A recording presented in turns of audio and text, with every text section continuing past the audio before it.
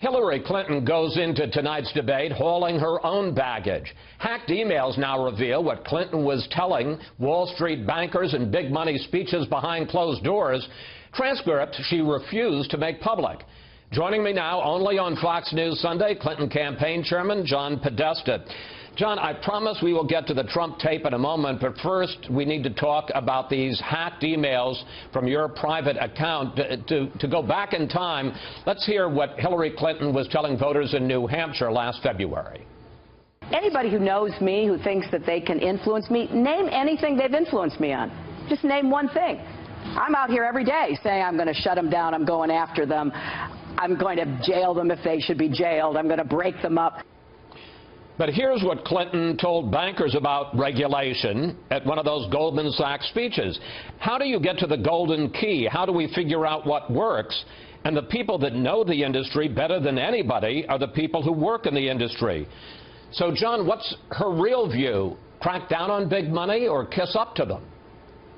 Well, Chris, I think we should take a step back and say how we got here, which is that the Russians, as the U.S. senior members of the U.S. government confirmed, have been hacking into Democratic accounts, and now they've hacked into my account. They put out documents that are purported to be from my account. But I think if you look at what she said in this campaign, to get to your question, I would just add, this should be of concern to everyone that the Russians are trying to influence our election. But I'll answer your question directly, which is that she said all throughout this campaign she will crack down on Wall Street. She said it to, there's nothing that she hasn't said in private that she doesn't say in public. She's put forward the most aggressive Wall Street plan of any candidate, really. She stands behind Dodd-Frank. Donald Trump wants to rip it away. She won't let Wall Street wreck John, what are we to make of the fact that she says in private that the people who know the industry best in terms of regulation are the people who work on Wall Street? That's hardly a revelation. I mean, I think people on Wall Street know how to game the system. What she wants to do is crack down on the system, make sure that there's no institution that's too big to fail and there's no person that's too big to jail. So I think she's put forward very comprehensive ideas about that, how to reduce the size of big banks, and that's why Bernie Sanders yesterday, after looking at those transcripts, said that he stands behind her, what they work together to produce in the Democratic platform, and that's what she'll do as President of the United States. And there's nothing big and exceptional in there. Well, I mean, the question, it's sort of like what Donald Trump says. He's the one to handle the tax system because he knows how to game it. Let me ask you about another one. During the campaign, Clinton has taken a tough line on both trade and on immigration. But here's what she said in a big money speech to a Brazilian bank. My dream is a hemispheric common market with open trade and open borders. Just think of what doubling the trade between the United States and Latin America would mean for everybody in this room. John, open trade, open borders?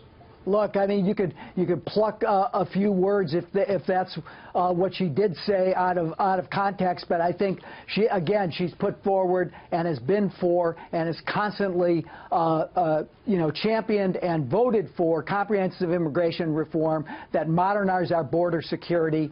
When she was Secretary of State, she talked about creating a hemispheric effort to bring clean energy across the continent from the tip of South America to Canada, to invest in clean and renewable energy, to invest in the transmission that would clean up our energy system.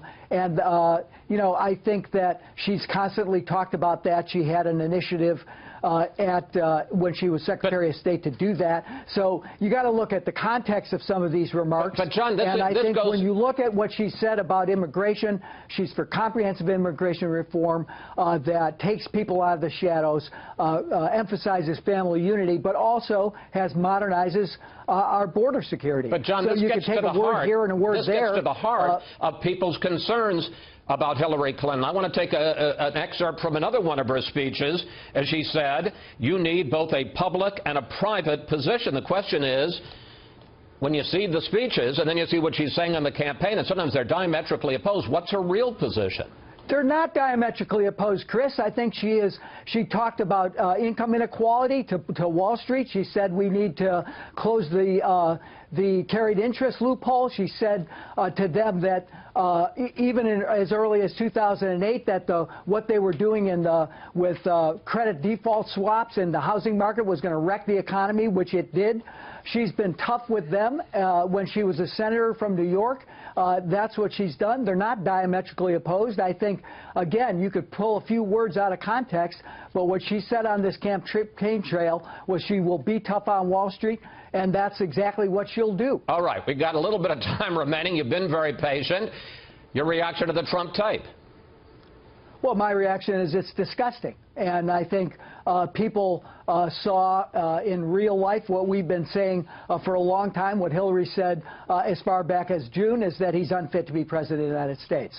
You see Republicans leaving him in droves. There are now 46 senior Republicans who said that he should either withdraw or they won't vote for him just since Friday. So I think he'll have some explaining himself to do tonight. But, you know, this isn't an exception. He's said the same horrible things about Latinos, about African Americans, about Muslims. He's made fun of a reporter with disabilities. You know, this is who this guy is. And I think that the American people can just heard and saw it for themselves in some graphic detail, which, you know, I hope every voter actually takes the time to see what is really on that tape, and I hope all of their children don't get to see what's on that tape. John Podesta, John, thank you. Thanks for joining us today, and of course, we'll all be watching what happens in tonight's debate. Up next.